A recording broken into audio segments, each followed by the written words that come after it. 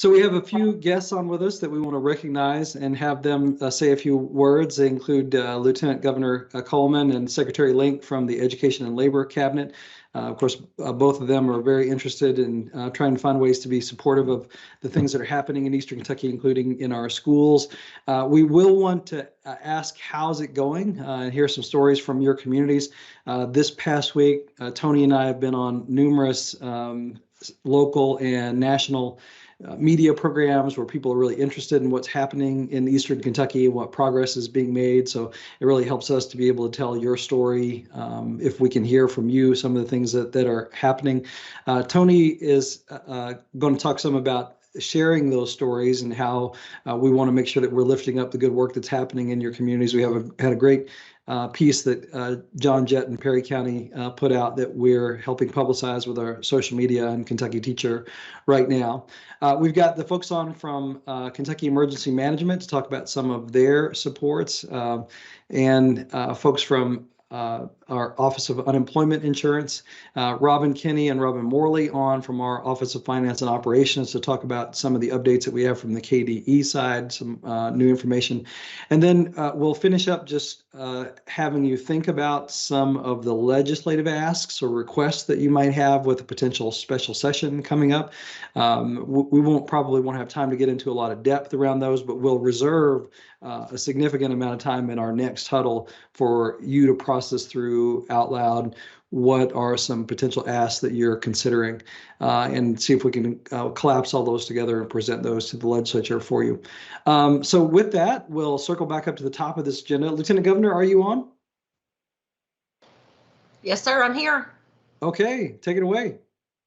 No, I'm here to listen. So, but I thank you for letting me be on and here. I think I've touched base with most of you individually, either over the phone or while I'm in your community. And if I haven't yet, I will. But just know that we are with you. And this is the impact that this has had on your families and your community is massive. And when you add on to that, the sheer volume of damage to the schools in your districts, it's a massive undertaking, and we recognize that. And so I'm so grateful that Dr. Glass has been in your shoes before and understands that perspective. But I'm here to listen and to make sure that we're coordinating with the governor's office and have everything that we need, and we're covering all our bases as we move forward. And so most of you have my cell phone number. If all of you don't, use it and make sure that we know when your needs are not being met, because those are things we need to be aware of so that we can fix it. And we'll do everything that we can to do that. So thanks for having me, Dr. Glass, and to all the superintendents, and I'll turn it back over to you.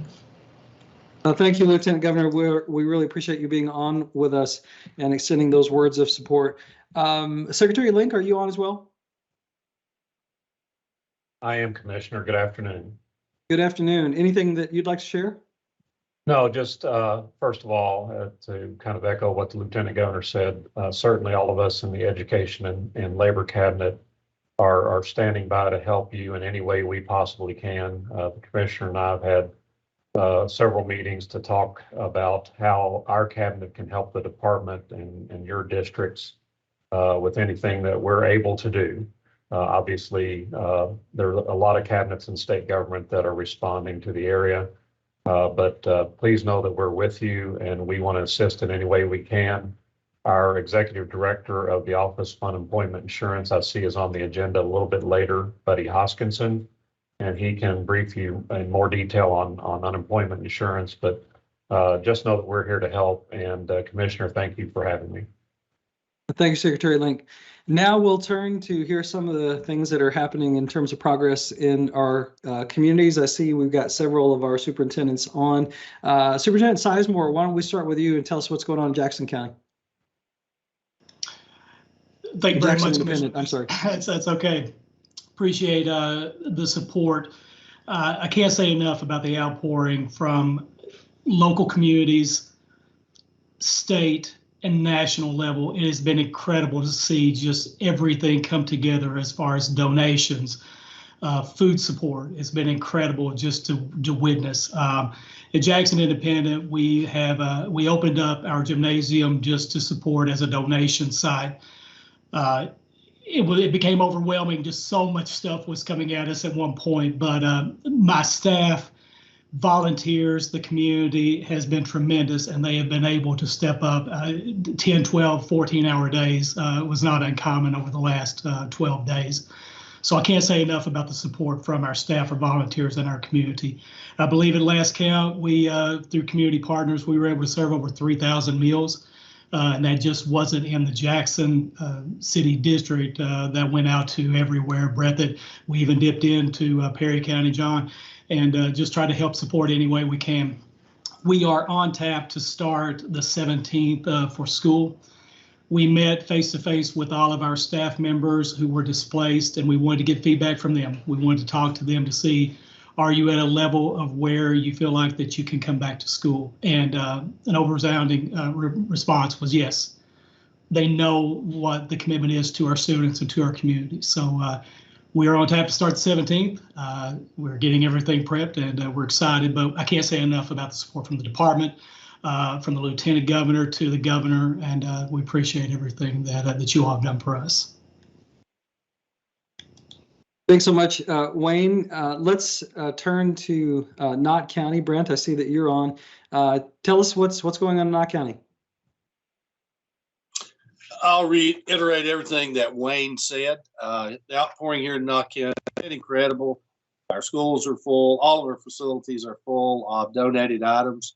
We've had tons and tons and tons of help, but everybody knows that. I'll give you a quick update. Commissioner, thank you. Robin Kinney has done so well supporting us, working with us. Yesterday, had a long conversation with her. I updated her today.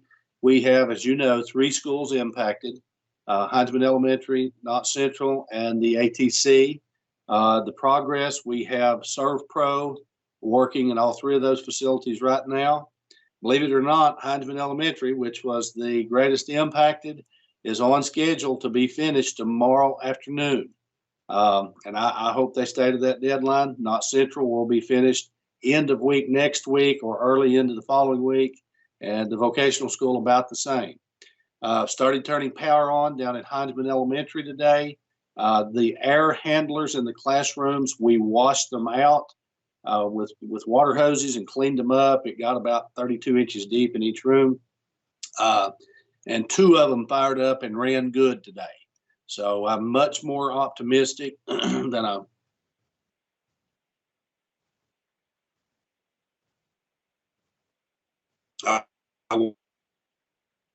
was. 2 of your architects there from the department, they okayed the air handlers, what we were doing.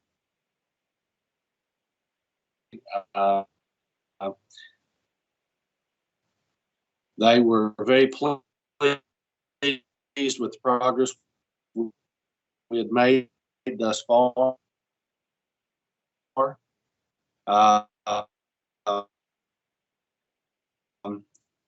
So I have tentatively, and I'm optimistic that our facilities may be prepared at that time.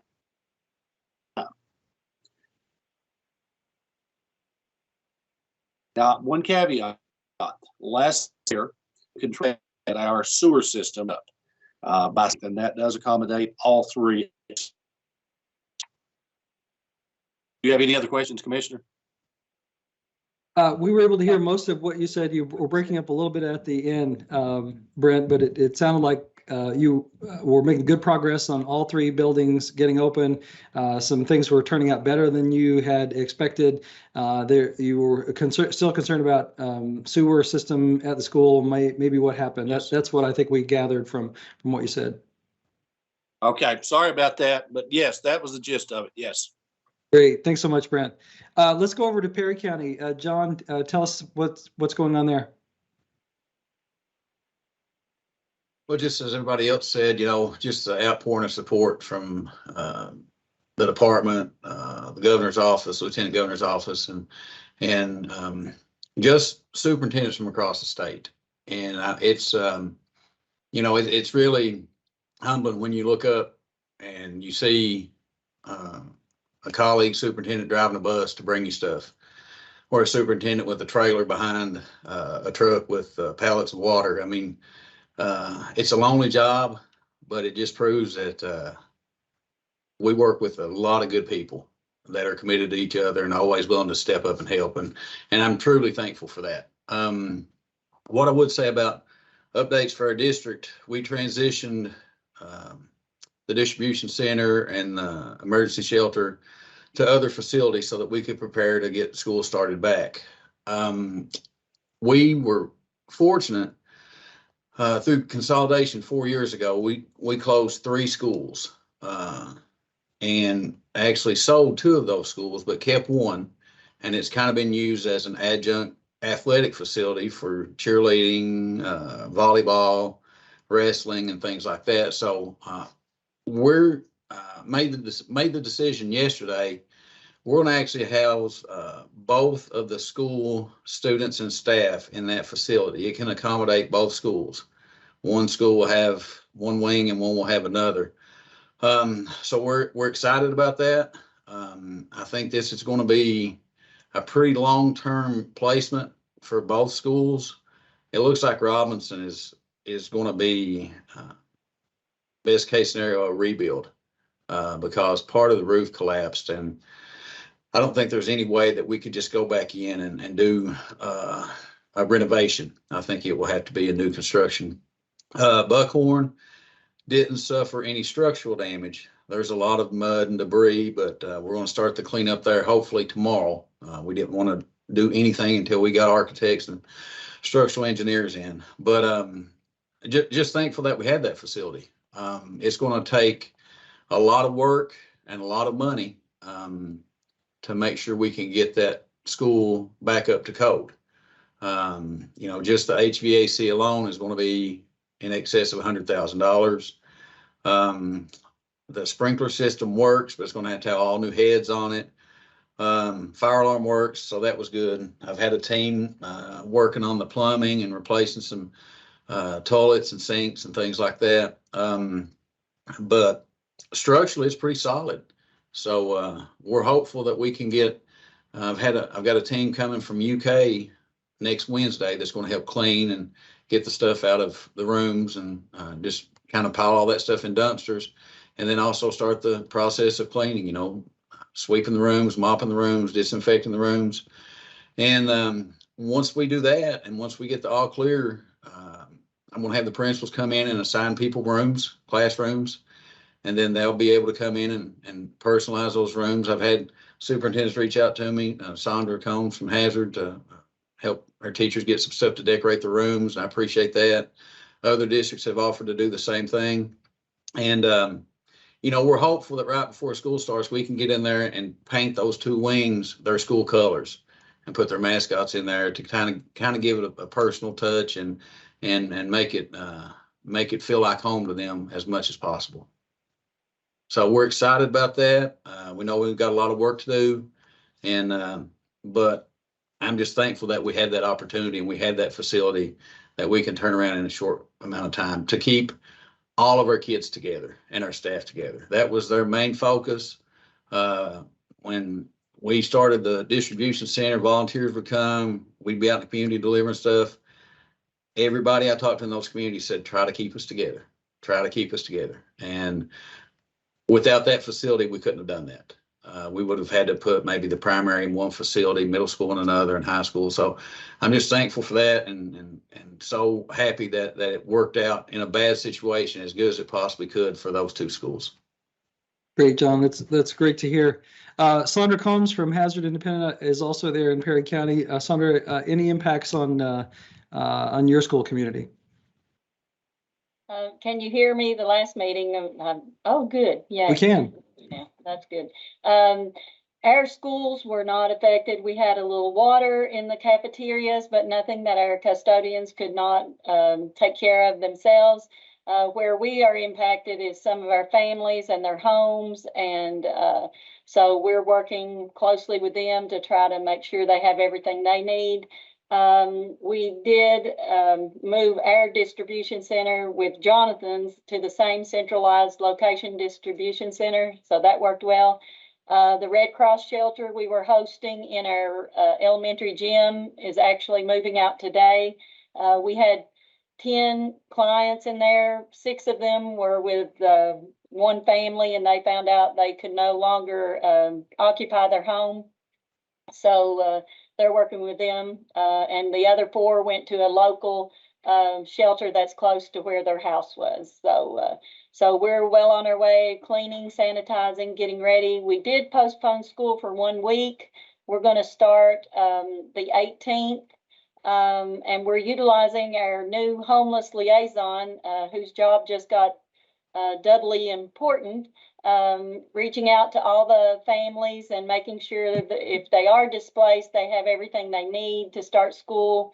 And we just want to let the other superintendents know if there is anything that you need when you start school. We weren't as affected as you all, and we're here to help, and our staff is ready to help in any way also. And I want to thank the department and the lieutenant governor, you know, reaching out and making sure we're okay. That means a lot when a lot of things are going on. So thank you for your support, and let us know if we can help in any way. Thanks. Great. Thanks, Sandra. I see we have Lenny on from Dawson Springs. Lenny, after you hear from all these folks, I want to circle back to you just as you hear sort of where they are in the arc of recovery. Just any advice that you have from your experience will be useful. So we'll come back to you. Let's go to Damian Johnson. I saw him on from Jenkins Independent. Damian, tell us about what's happening in your community.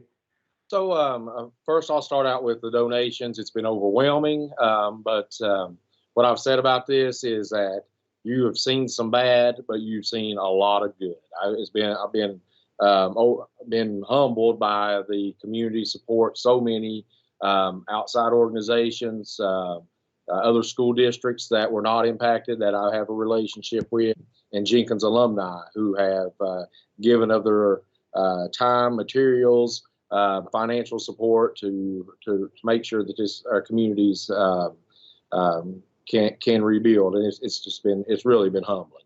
Our building was, I mean, I know that we're fortunate compared to some others, but our elementary school is worse than I initially thought, mainly from a contamination standpoint. Once I got experts in, my architect, the health department, insurance, damage mitigation people, I realized that we have to take out all of our flooring throughout the entire building, all of the baseboard, have it professionally cleaned. Everything that was in the floor is impacted. So we will have to delay the start of school for longer than I want. I'm thinking it will be early September, best case scenario. We're moving.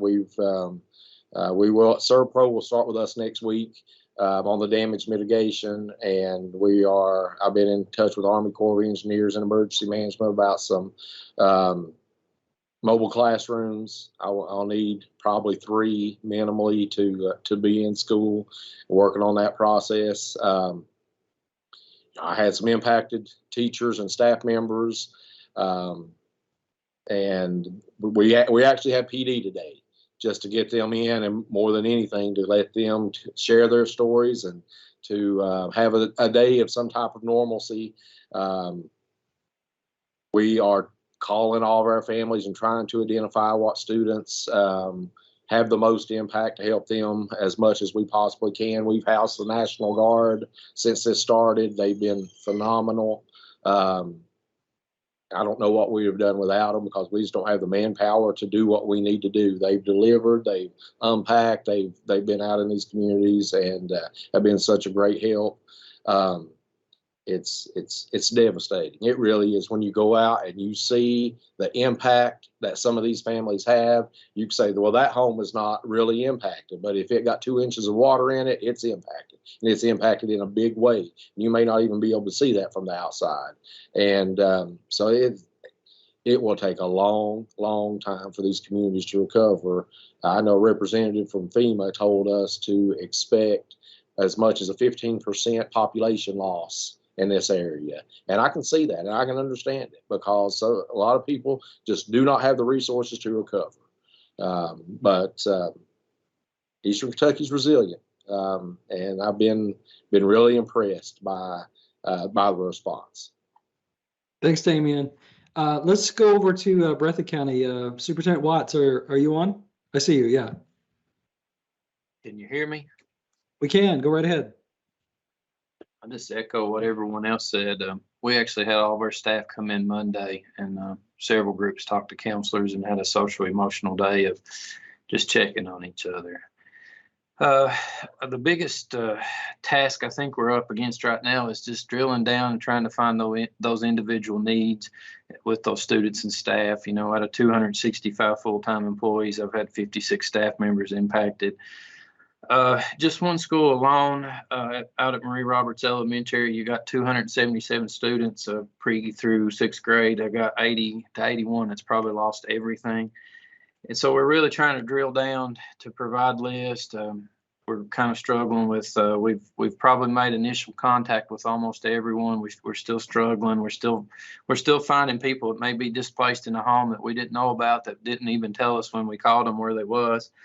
So just some of that's like the biggest challenge right now, is drilling down for those individual needs of trying to help people with resources, and whether it's school close or a place to live. So that's been a big focus. Robin Kenny, Kelly Foster, and Beth Hargis have been a big help for me. We've got some facility issues on the Breathitt campus, but they're moving along really, really well, and that team's helping me. I guess I'm probably being brave. I'm asking my staff to work 3 days next week, Tuesday, Wednesday, and Thursday. And 2 days is completely focused on just trying to make contact with students and provide things for students and staff. And then, I mean, right now we're tentatively scheduled for August the 29th. We might meet that date if we can finish the work here at Breathitt High School getting cleaned up. We just have to be positive. Overwhelming, anything from media costs to supplies can be overwhelming. And then Damian mentioned this also, loss of enrollment. We're already seeing a few kids unenroll and go different places across the state. So very concerned about finances, property taxes, things like that we don't want to think about right now, long-term effects. And then that's about it for me. We've been hosting some nice visitors. And really, the intent is not political. It is just to create awareness across the country for Eastern Kentucky, so the resources and the relief don't show down. So the president, first lady, governor, lieutenant governor, first lady of Kentucky were awesome the other day. I couldn't say enough good things for those visits. And then we've had other political people visit us, and they're all humbled and they're all here to help. And it's just working together, we can rebuild back better. Thank you, guys. Thank you, Philip. Let's go over to Letcher County. Denise, I know you had some really significant impacts. Catch us up on what's happening in your community. Thank you, Commissioner. First, let me echo what the other superintendents have said. The outpouring of support from across the state, from my fellow superintendents, from the department, it's been overwhelming, and I certainly appreciate everything that everybody's done. I'm feeling a little more hopeful. We had a good meeting with ServPro, who's been cleaning our buildings. As you know, we've had 6 of our facilities affected.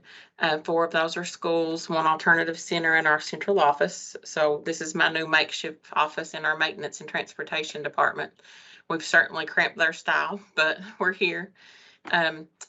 It'll probably take 2 weeks to finish the cleanup alone, and then we have to look at the restoration process. I've had to accept that our buildings won't be done in time to start school, so we're looking at alternative ways to start school, whether it be mobile units.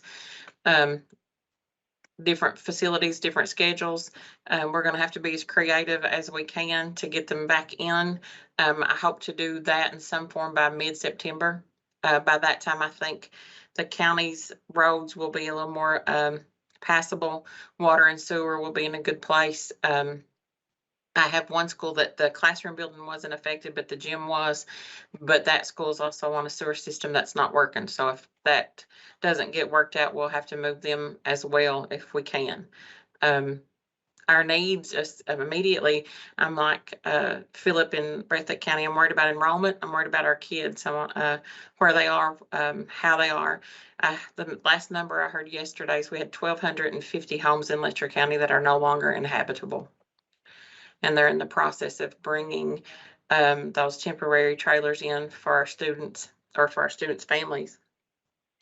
But they're not coming soon enough. We've got some real worries about the living in below standard housing right now and trying to get the health and safety of our kids. So getting them back in school where we can at least see them every day, check on them, make sure that they're fed, is very important to us. And so we're working to that end. I had some good meetings this week with our ServPro team, construction managers. I've set a lofty goal, but I want to get my buildings done by October, but I will have to start school in some other fashion. Thank you, Denise. Good progress, but still a long way to go, I know. Superintendent Shepherd in Floyd County, tell us about what's going on in your community. Thank you, Dr. Glass and the KDE team, and thank you, Lieutenant Governor. The visits to be on the ground to see what's going on does matter, and we appreciate all of that. Much like Hazard Independent, we did not have any facilities that were damaged. We just have families and staff displaced with the devastation that basically hit one area of the county primarily. So we're thankful for that. And our start date, we did push back to August 24th, 2 weeks to help those families, which is in 3 of our schools, mainly of the 11. And also because most of our county has other families helping those, they've got a family in those areas that they're helping with. So we pushed back to the 24th. Monday, we will know more about our roads. We still think we have several roads in the affected area of the county for those 3 schools that's not going to be passable for school buses. So we will know more on Monday about that, for those 3 schools and what we need to do there. We have several families staying at the Jenny Wiley Lodge, so we're thankful the state lodge was opened. We have a community center that opened, and we've got families there. Our family resource and youth service center directors, along with our school counselors, have been key. Our transportation director and DPP, they've all visited as a team to the state lodge and the community center to find out the needs of our kids as far as transportation come the 24th, and they're still living there, and just really, working with the families and the kids to meet all their needs. So we've had that team working in those 2 locations. So that's been really positive for us. And the coordination and support and donations to us has been, like everyone said, has been great. It's just been phenomenal what people have done.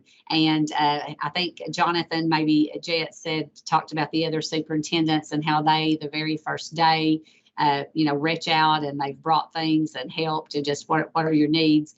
But we are also just really trying to check to see how can we help with our surplus furniture, with our surplus devices, with use of our facilities. I know we've got Knott County and Brent using our central office gym. So we're just really, and I would ask any superintendents in the region, let us know how we can help with our facilities that are non-affected, and how we can help you more than what maybe I've already reached out to you to let you know, but just let us know. We're willing to do what we can to help you. As far as services, we've been serving over 4,700 meals a day. In 9 of our schools, we've been taking them into hollows and homes and people that couldn't get to us to have them picked up. And then we've had a lot of families coming and picking up. We've been feeding volunteers and just anyone we can. That's been very helpful to us. We've been giving out supplies. We've had showers open in our schools for anybody in the community or any neighboring county. Washer and dryer units open for families. We've had 2 weeks of tetanus and Hep A vaccines in 3 and 4 of our schools for anyone in neighboring counties or our county. So that's kind of where we are at this point. Thank you, Anna. Let's hop over to Leslie County. I saw Superintendent Wilson on. Yes, can you hear me? I can. Go right ahead. Hey, thank you, Dr. Glass. Fortunately, too, we did not, none of our schools had any type of damage. The northern part of the county did, receive significant damage, and I think the county has been working hard on getting the roads back in shape for our families there. I do know that now that most of our community does have water and power, so we're blessed with that. We've had 2 schools serving as a shelter. One school, W. Muncie Elementary, which is 10 minutes from the Perry County line, has been serving as a shelter for those folks in that area. And Mountain View Elementary over the last 2 weeks has served as a National Guard hub to support the efforts surrounding our other communities.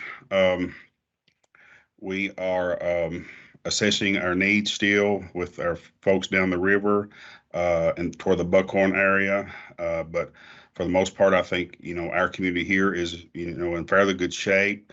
But I want to echo what Anna said. Our superintendents that I know, just if we need to do anything to help get your schools back open, any kind of surplus desk materials, just holler at me. We may be able to help in any way, even buses. So that's where we're at right now in Leslie County. Thank you. And I saw William Sexton from Clay County. Give us an update on Clay County. Well, like I said before, our buildings didn't take any damage, and we was lucky there. We did have a lot of our staff and, of course, our students been displaced by the flood. We felt like that we needed to put school off a week, so we put it off a week. We should return on the 18th, next Thursday.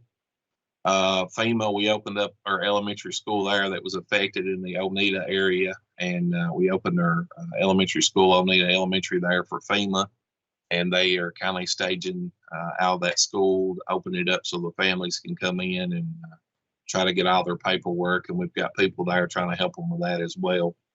But like I said, the outpouring of support, from across the state and out of the state. I've had several school districts in Virginia that's reached out and sent supplies and different things, and we really appreciate that.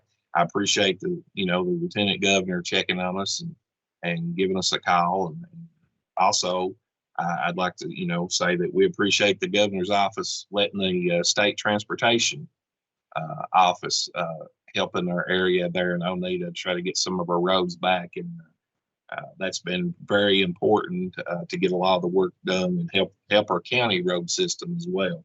So we really appreciate that. And it sounds like I got an update from them today, and it sounds like by Friday they should have all the roads reopened in that area. So that's about 10 or 12 roads. And it looks like we'll be able to start school on the 18th. Excellent. Thank you. And I know we've got a couple of other superintendents on, Robbie Fletcher from Lawrence County, Gary Cornett from Alza County. Any flood impacts in your communities?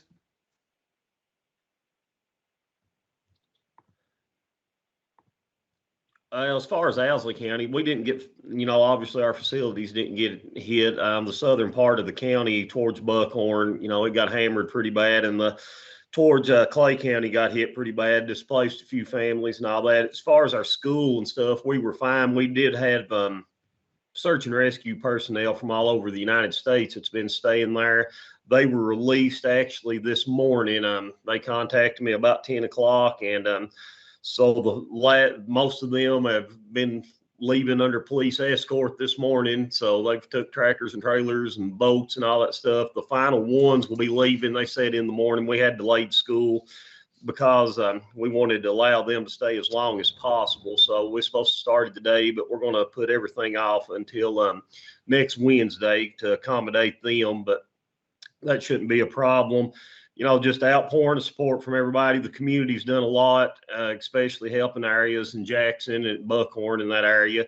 Just want to reiterate, we've got surplus supplies. We've got different things. If any of the neighboring districts need it, that's not a problem. We can get to them. Want to brag on the search and rescue people. They was very grateful for being able to use our school and everything that our district done. And actually, before they left, one of the United States Marshals that was doing their security came up and said that he'd be the last one to leave because he was going to either Lexington or Richmond. As they wanted to, the groups that had been staying there between the 100 and 200 people they took up a little bit of money and stuff, and they wanted to buy some school supplies and stuff for the kids in our area since they'd been using our facilities. So they wanted to give back a little bit to the youth. So we're very thankful for the work that they've done, obviously in the neighboring counties and the search and rescue, but for giving back to our community. But other than that, anything that we can do in Owsley County to help anybody, just reach out. Thank you very much. And Robbie, Lawrence County? Thank you, Mr. Glass. As far as for us, we've had some localized, just, not a lot of flooding whatsoever, definitely not impacting our schools in any way, shape, form, or fashion. Again, we do look for opportunities to try to help each other. And we've been gathering some textbooks, Go Math books. We've switched over. I've talked with Jonathan a little bit about that. We're trying to gather some textbooks in elementaries in particular. So if anybody would, and these are all things where we've switched over and they're still new. So if you use things like Go Math or something to that effect, feel free to contact us. But as far as flooding, I appreciate your asking, but we're in good shape. And again, we'd look for any opportunity to help anybody that needs it. Great. Thank you. Thanks. Just want to make sure we haven't, or I didn't miss anybody, any flood impacted communities that want to make sure we hear from you.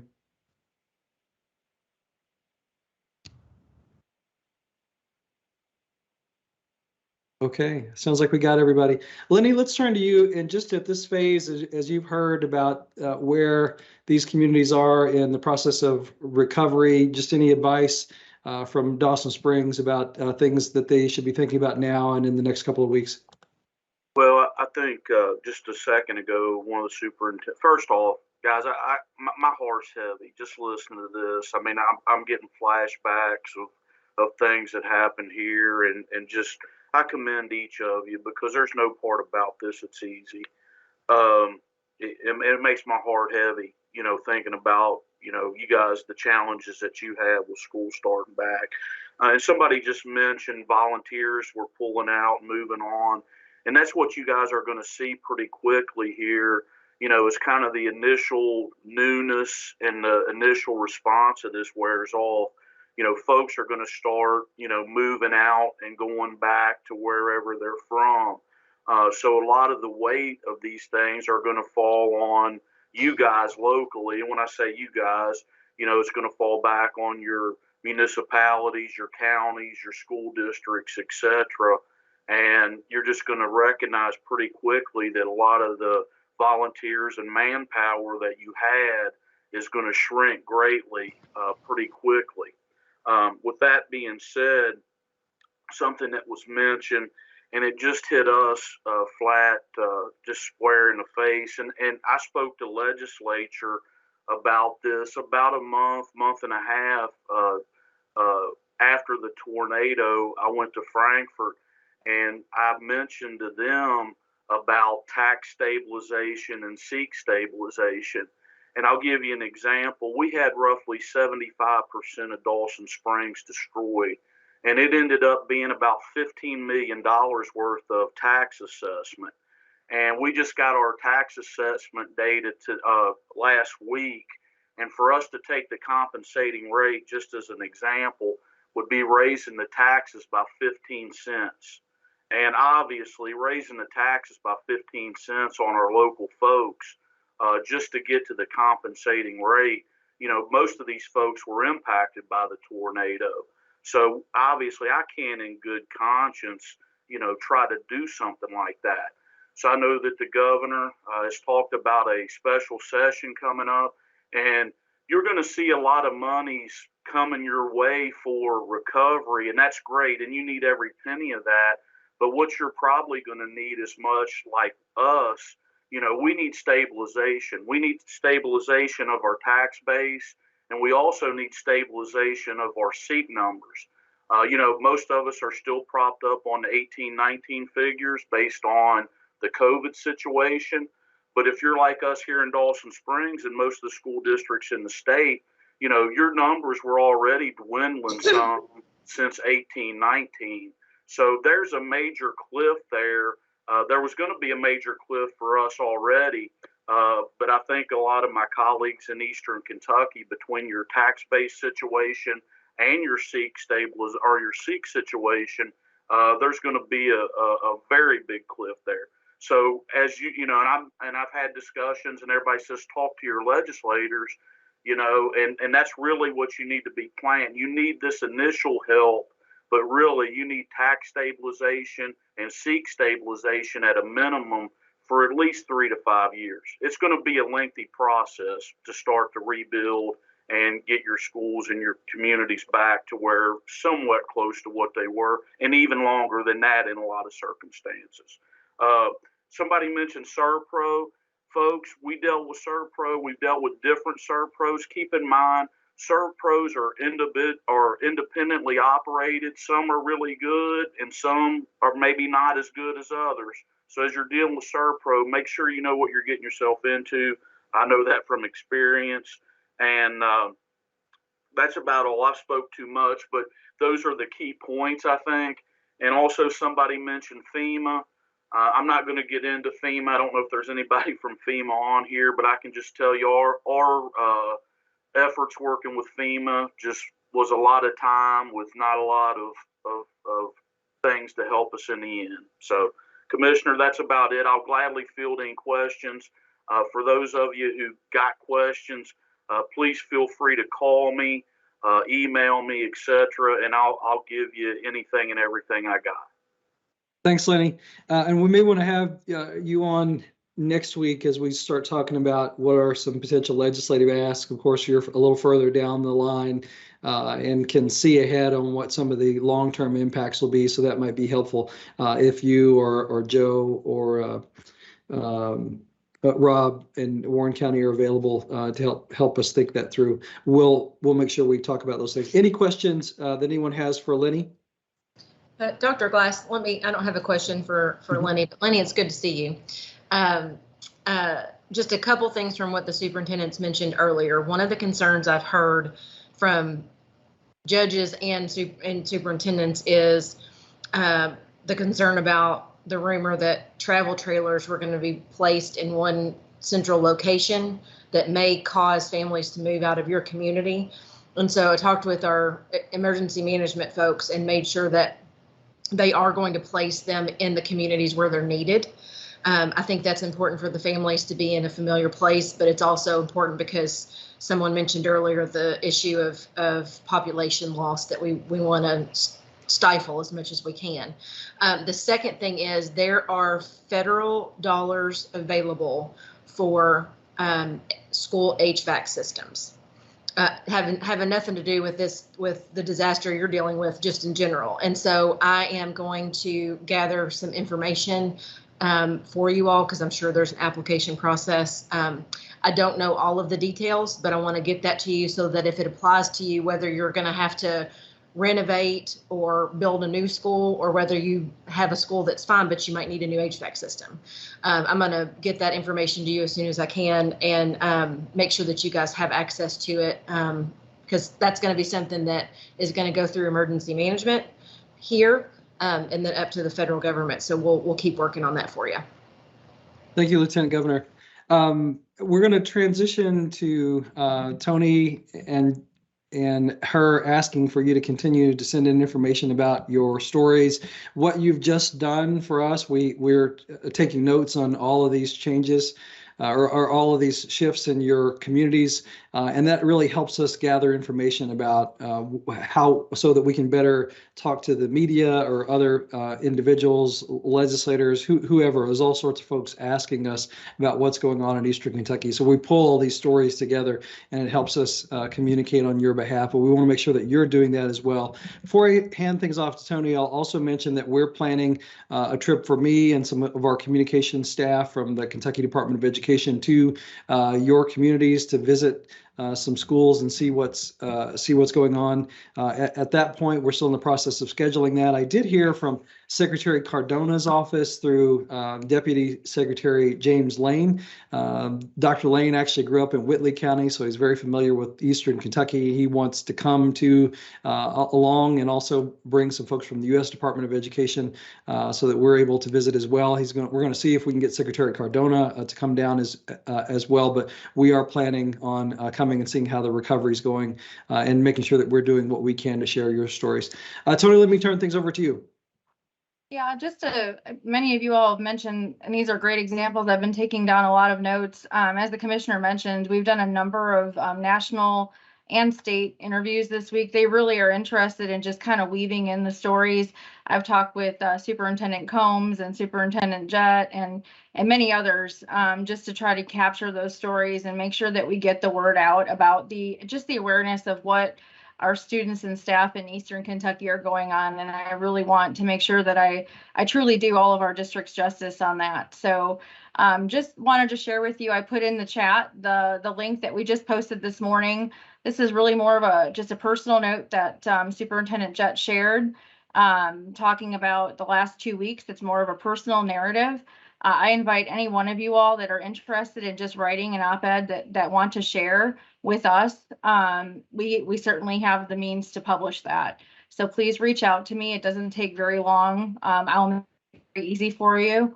And just let us know. I know Superintendent Jett can tell you it was pretty, I hope it was very easy for him to see how easy it was to get published. So just let me know what I can do to help you and how I can help you share your stories, not just now, but as the volunteers leave and such. I think it's going to be very important as we have with Western Kentucky to continue to put the attention on the relief efforts and also to lift up your staff and your students.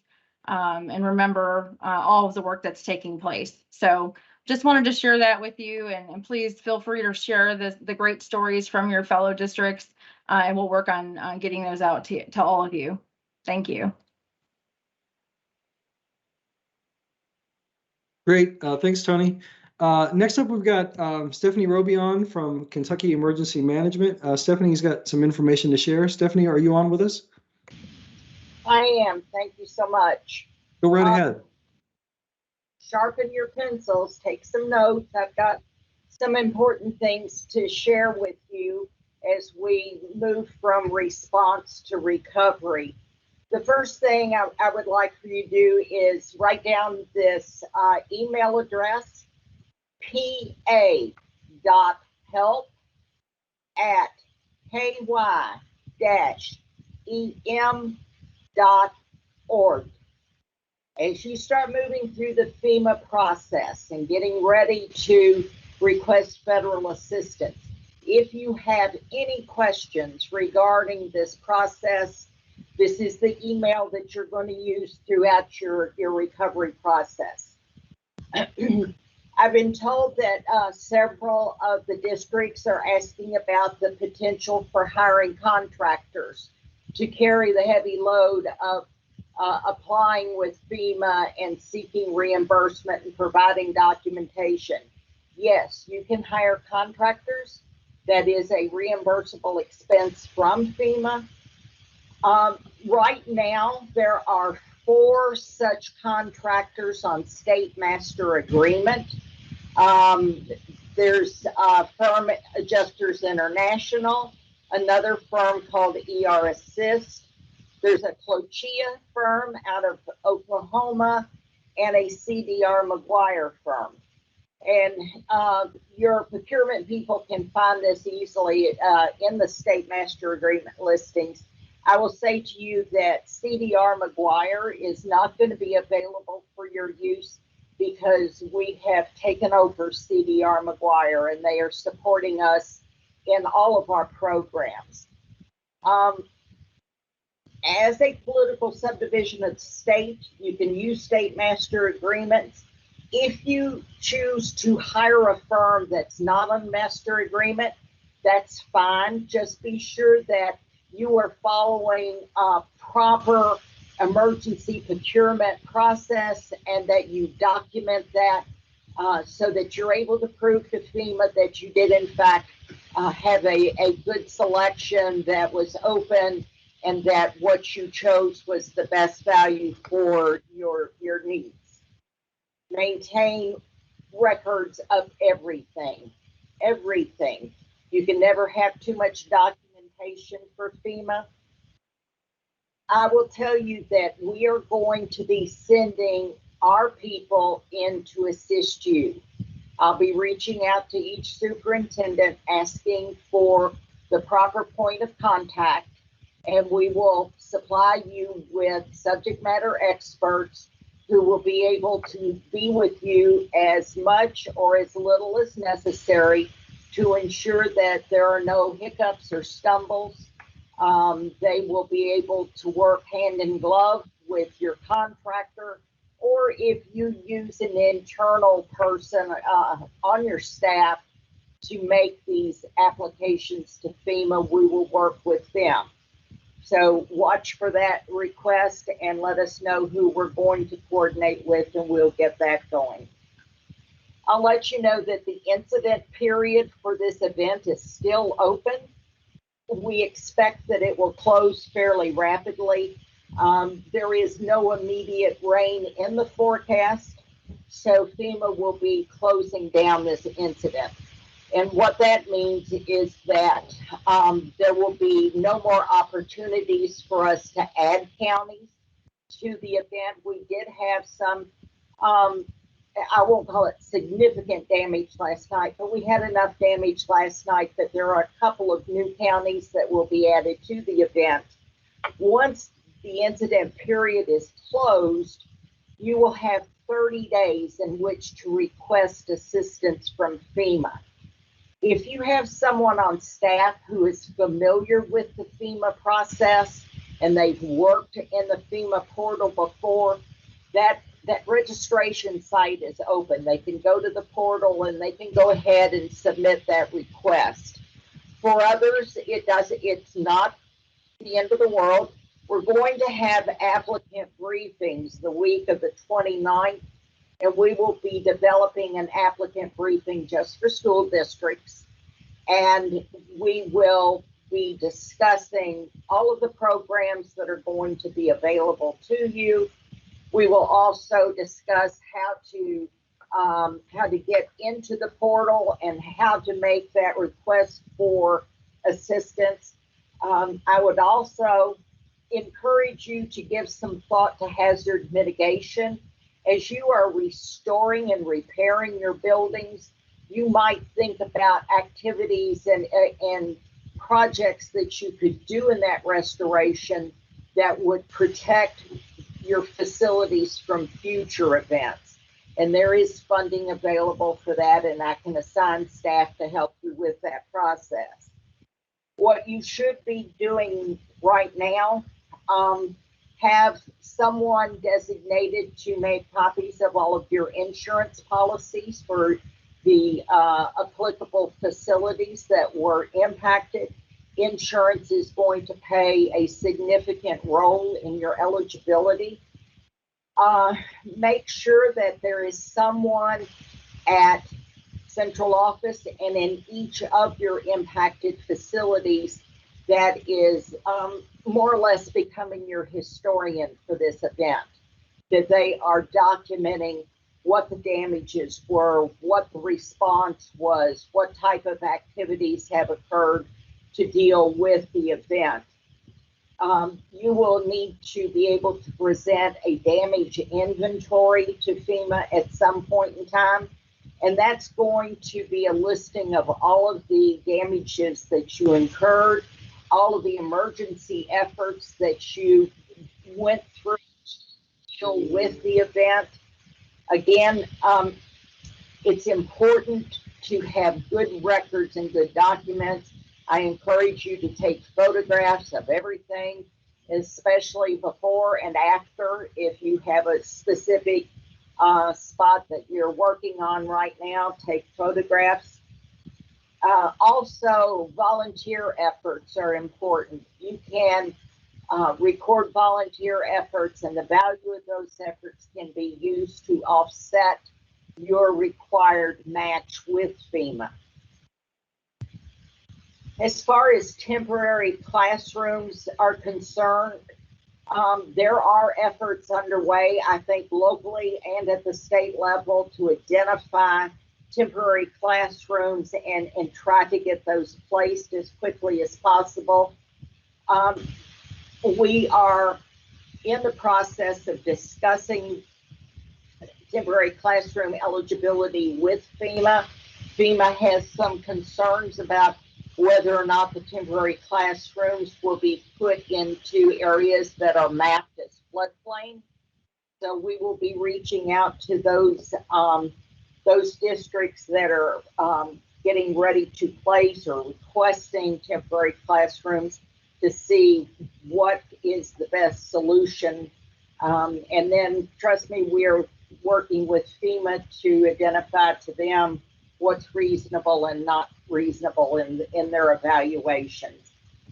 If you are obtaining temporary classrooms on your own, I have been asked by the Transportation Cabinet to advise you that before delivery is made of a temporary classroom, that you need to coordinate with the Transportation Cabinet. Some of your roads and bridges cannot carry the loads that they once did at this point. And then the other issue that comes to bear is the fact that the Transportation Cabinet has many crews of contractors who are pulling massive amounts of debris. They have large equipment that will be in your county roads. So we need to coordinate deliveries to ensure that the roadways can handle the delivery and that the debris contractors are not going to impede the delivery. So if in fact you do have that situation coming forward, the transportation number that you need to call is 502-564-1257.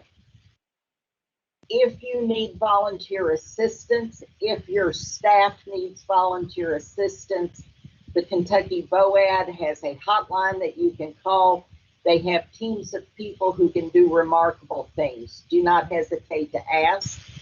The number to call for that is 1-606-268-0896. I will leave you with this thought. FEMA's a federal agency. Federal agencies come with red tape.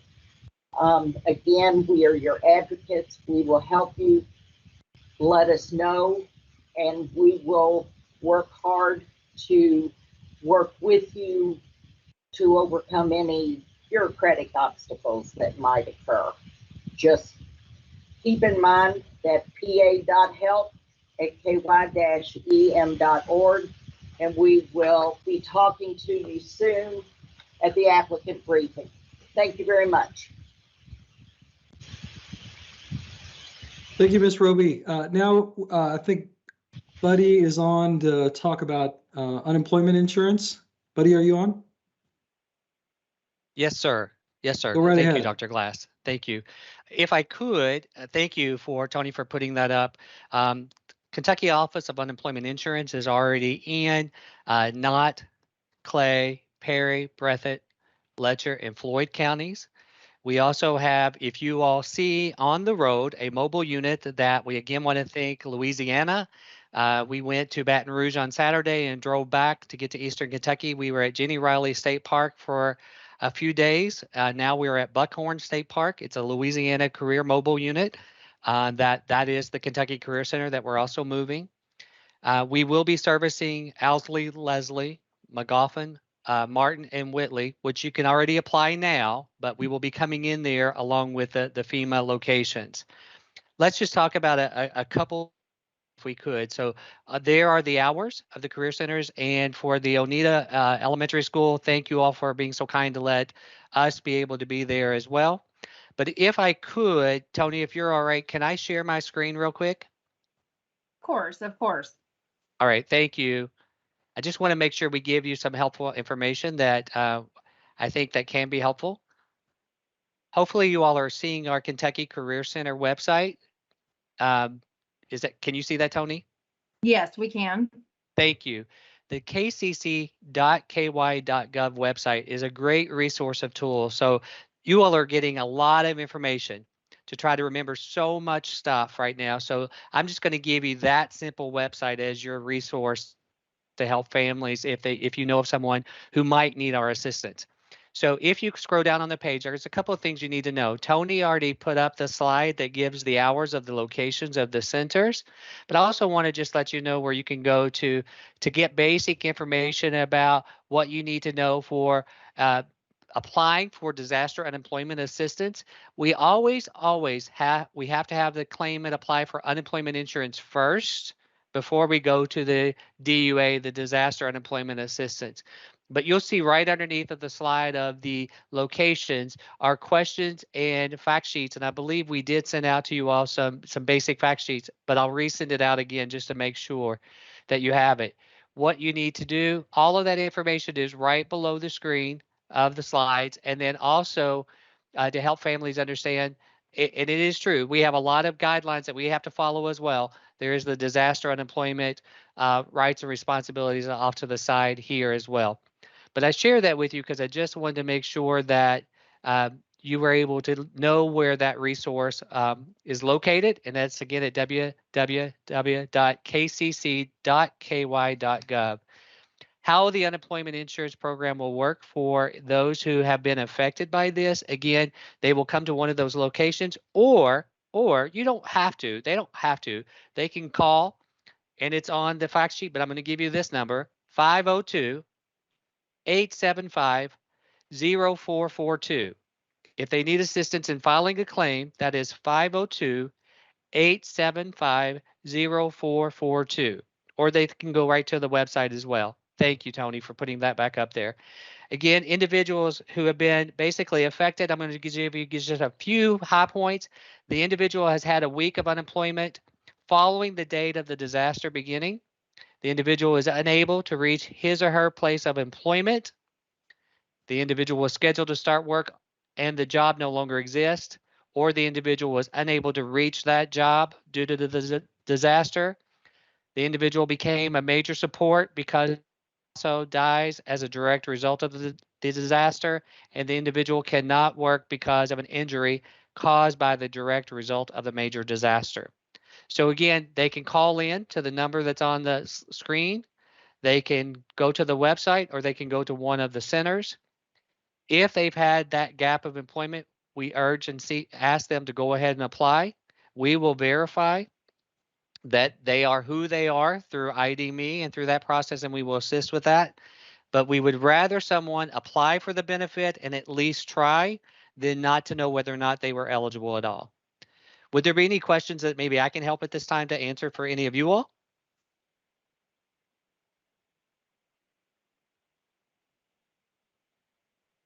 All right, I know, and I will just say this, I've been up there since last night, got home last night. We'll be back there on Saturday.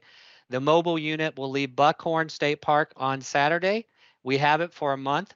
We will be traveling around, so do not be surprised if you see it at a family dollar store, a general store, a Dollar Tree, a Walmart, Food City.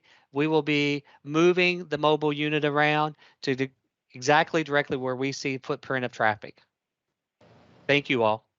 Thank you, Executive Director Hoskinson. We appreciate you being on and updating all of our superintendents on that information.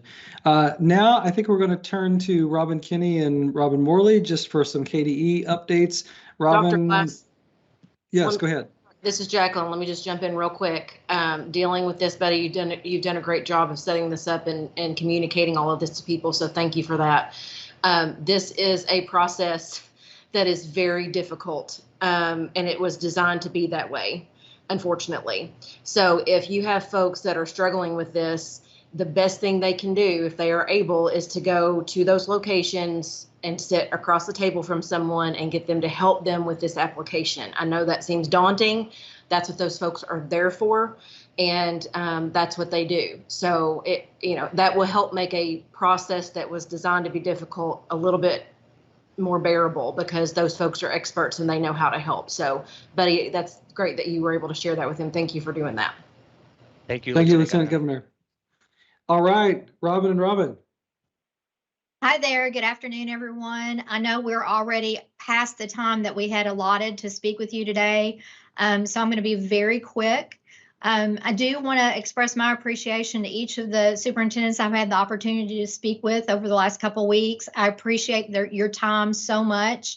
I know how busy you are and how hard you're working, but the information that you're sharing with us about your needs really helps us to coordinate and reach out to those that can really assist. Also, to our folks at Kentucky Emergency Management, appreciate them being on, and Buddy Hoskinson being on as well. We are participating in daily calls with Kentucky Emergency Management and FEMA, and the good folks from VOAD, which are the volunteer organizations that are so interested in helping our local school districts. So Stephanie talked about the portable classrooms. We need from anyone that needs portable classrooms. We're trying very hard to get a state master agreement set up for you.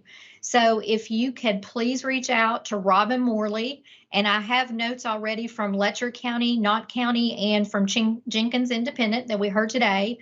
But if there's any other district that needs portable classrooms, we really need to get in touch with you. We need to know how many you need, what you want them to look like preferably, and we need to know the point that you wish to locate them, because there is some discussion about where you locate them and how you can locate them and getting them hookups. So if you can please reach out to Robin Morley. She's put her, Tony, I see, has put her email address in the chat box, and we'll be working very closely with the Finance Cabinet to get those contracts established. Other needs that we have heard so far, just so that you can be thinking about it if you need these needs as well. And we are coordinating sort of the assistance that we get through VOAD and trying to match those up with your needs. So we've heard about replacement furniture, both student and teacher's desk, as well as office desks. If you need help cleaning out, volunteers are available. We're working with our good friend, Mr. Garrett from the VOAD, that's helping us with that to align volunteers that can come help you. They can come help you in your schools. They can also go and clean individual homes for your families and your students. So if you need cleanup, they are helping to coordinate those volunteers for us. If you have any other needs, we've also heard a district that has the need for some vehicles. So we're working on that as well, as far as transport where we can't get the buses to certain locations. So if you have needs for vehicles on a temporary basis, we can try to help you with that. Other things that we've been talking about that you don't immediately come to mind, but you might need: uniforms for your athletic teams, band instruments for people, some of your students that may have lost their band instruments in the floods. So we have lots of very unique things that are unique to your schools and to your students. Again, we're just trying to help with that matching process. So please reach out to us so that we can know what your needs are, and then continue to work toward fulfilling those needs. We have lots of people offering school supplies, backpacks, and I know that you are overloaded with lots of things, and people, the kindness of their hearts, being really good and trying to donate lots of things to you. Some of those things you're not going to need. So we want to make sure we are getting you what you need when you need it. So if you don't need it right now, but you need it in 3 weeks, let us know. And that way we'll get you on the list and start coordinating those efforts. Again, thank you for all that you're doing for our students and our families. And if you need anything, just call one of the Robins and we'll be available to assist you. Thanks very much, Robin. Thank you. And I put my phone number in the chat if anybody needs that. That concludes the agenda that we had for the call today. I think at some point we'll have a conversation around when these huddle meetings need to end. It feels like right now we have enough going on that we probably need to keep meeting. So we'll go ahead and schedule one for next week with one of the focus areas being what sort of legislative asks would make sense for support for your districts. Any other questions or comments or anything anybody needs to say before we close up? Can someone clarify this? If we're looking for a FEMA consultant to help us manage this, we talked about contractors, but is there a list available of FEMA approved contractors that we could use without going through the RFP process? I don't know the answer to that. Robin or Stephanie, are you unable to answer? Or Lenny's got some information too, looks like. Still on the. Go ahead, Robin. You want to jump in on that? I can just tell you real quick from Dawson Springs perspective. We piggybacked on the city of Dawson Springs and kind of utilized the same person. But I think if you talk to your emergency management folks, they may be just as apt to be able to guide you through and help you through that, as opposed to hiring a third party. To be honest with you, Philip. Philip, I think Stephanie Roby, who was on earlier from EMS, she shared that there are 4 contracts, 3 of which I think are available for our local school districts to use. We will send those contracts out. We have actually located them here at KDE, and we'll make sure that we send each of those 3 for you to select from. The other thing that Stephanie had shared with us, there are representatives from Kentucky Emergency Management that would be available. So if you'd like to talk to someone there first before you enter into the contract and expend dollars that way, we can get you that number as well. But we will get those contracts to you so you can start looking at them. We'll send them out this afternoon. Thank you, Robin. So go ahead. This is Jim Garrett from Kentucky Emergency Management. I'll talk to Stephanie as soon as she's right beside me. So I'll make sure we get that information. Same thing with Robin. We'll get answers for you. But again, stress that with staff here at Kentucky Emergency Management, we can come alongside you and be those kind of consultants and guides. And you will probably be approached by third-party contractors to say, well, we can help you with that, but we're a good team. We're a Kentucky team, so we'll be here for you without additional cost with contractors. Philip, any other questions that you had? Yeah, there was a slight rumor going around town, and maybe Mr. Jim can take care of this, but the governor made a comment that expenses were 100% reimbursable.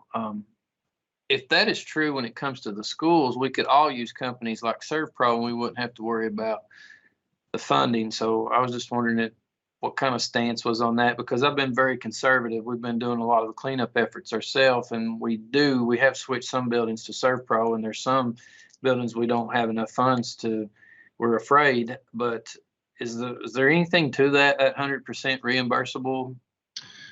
Yes, that's true. It's for 30 days, which is unusual. Typically in any disaster, it's there's a cost share, 75% FEMA, and then 25% that we share here at the state, and then with the local entities. So for 30 days, it is 100%. So we'll get that, but we'll get that in the clarifying statements for you. So it's 100% reimbursed by FEMA. So just to be clear, like we've hired ServPro to help us on our high school. This is after we've done thousands of volunteer hours and done a lot of work ourselves. We've kind of got them to come in and get us across the finish line with their drying equipment and some cleaning efforts. So if we've got other facilities that could use this service, you think that's going to be a 100% reimbursement, billable reimbursement? I'm going to get the folks in public assistance to answer that clearly, not to avoid that. I don't want to mislead you, but for 30 days, it's my understanding that it is 100% reimbursed with eligible expenses. So. Hey, Jim. So we'll get that. Yeah. Jim, this is Robin Kenny. Can you also ask when the 30 days runs from? 30 days from the date. Yeah. Yeah, typically it's from the date of declaration, but we will definitely get that clarified for you, Robin. And I'll listen, Lenny Whalen from Dawson Springs. I'll chime in there as well. And Philip, I'm guessing that probably is reimbursable, but the only thing that I'll caution you on, that may be reimbursable 2 years from now. I mean, from what I understand, there's nothing immediate about this. And I don't know if there's anybody from emergency management on that can answer, but really and truly, you may be better off trying to use some emergency management funds that are not tied to FEMA, some other relief funds to do this if you want immediate reimbursement. And I don't want to speak out of line here, but, I've heard that the FEMA reimbursements can take years. Yeah, we went through this flood almost 2 years ago, and we're just now receiving a small portion back. So we were budgeting a very small number of maybe potential 30 to 40% of reimbursement. So this 100% number could change the way some of us are looking at cleanup efforts. Hey, Jim, this is Robin Morley. When you seek all that clarifying information, can you also ask the types of expenditures made in that 30 days that would be covered? Yep. Yeah, and that's what we call the eligible expenses. So, yep. Get that. Thank you. Any other questions or clarifications that folks have?